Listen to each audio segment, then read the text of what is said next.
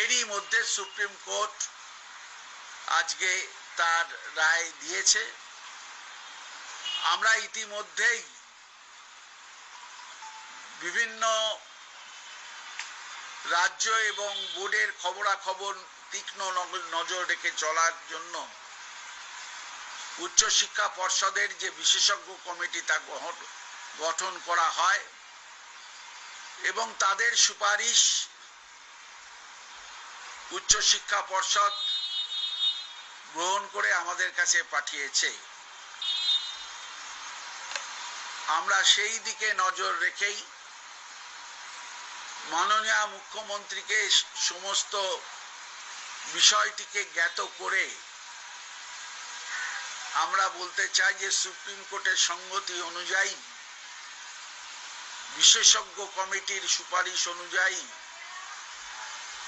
উচ্চশিক্ষা পর্ষদের সুপারিশ অনুযায়ী শিক্ষা দপ্তর 2-6-8 পরীক্ষা বাতিল করল। ওই দিন কোনো পরীক্ষা হবে না। এই বাতিল পরীক্ষার যেটা পরীক্ষা হওয়ার কথা ছিল তার মূল্যায়ন কিভাবে হবে সে বিষয়ে বিধি তৈরি করছে উচ্চশিক্ষা পর্ষদ। তারা সেটা বিজ্ঞাপিত করবে। আমরা শুধু বলেছি যে তাদের বিজ্ঞাপিত অংশে যদি দেখা যায় কেউ অসন্তুষ্ট হচ্ছেন তাহলে পরিস্থিতি বদলালে তারা পরীক্ষার সুযোগ পাবেন এবং সে প্রক্রিয়াটা কিভাবে হবে তার রূপরেখা তৈরি করছে উচ্চশিক্ষা পর্ষদ। তারা সেটা জানিয়েও দেবে। অর্থাৎ আমরা চাই না যে ছাত্রছাত্রীদের উপস্থিতির মধ্য দিয়ে পরীক্ষা গ্রহণের যে নিষেধাজ্ঞা যে নির্দেশাবলী সুপ্রিম কোর্ট জারি করেছে তাকে সঙ্গতি রেখেই বিশেষজ্ঞ কমিটি শিক্ষাবিদদের নিয়ে যে কমিটি সেই কমিটির সুপারিশ মেনে উচ্চশিক্ষা পর্ষদের সুপারিশ মেনেই আমরা পরীক্ষা বাতিল করলাম এবং এই বাতিল পরীক্ষার কিভাবে মূল্যায়ন হবে তার রূপরেখাও বিশেষজ্ঞ কমিটি তৈরি করে দিয়েছেন। সেটা উচ্চশিক্ষা পর্ষদ তার বিজ্ঞপ্তি অনুযায়ী জানাবে। যদি দেখা যায় সেই মূল্যায়নে কেউ খুশি নন তাহলে বা তারা মনে করছেন তার থেকে ভালো হতে পারত, তাহলে সময়ের পরিবর্তন হলে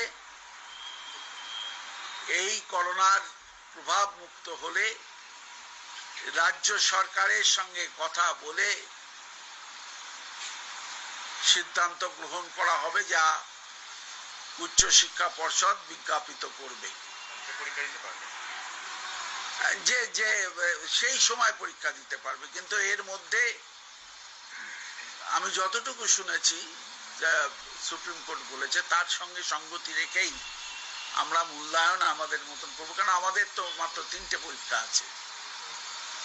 সুতরাং সেটার কোনটা নেওয়া হবে, অর্থাৎ ছাত্র স্বার্থকে আমরা সবচেয়ে বেশি অগ্রাধিকার দেব। সেই অগ্রাধিকার ভিত্তিতেই আমি তাদের বলেছি আপনারা চেষ্টা করুন 31শে জুলাইয়ের মধ্যে উচ্চ মাধ্যমিকের ফলাফল যদি প্রকাশ করা যায় এবং সেই ফলাফলের মূল্যায়নের ভিত্তিতে যদি কেউ সন্তুষ্ট না হন তাহলে তার আগেও বলতে পারেন, পরেও বলতে পারেন, লিখিতভাবে তারা জানাবেন। তখন যে বিধি সুপারিশ করা হয়েছে সেই বিধি অনুযায়ী যেটা চূড়ান্ত বিজ্ঞাপিত করবে উচ্চশিক্ষা পর্ষদ সেই বিধি অনুযায়ী তাদের ব্যবস্থা গ্রহণ করা।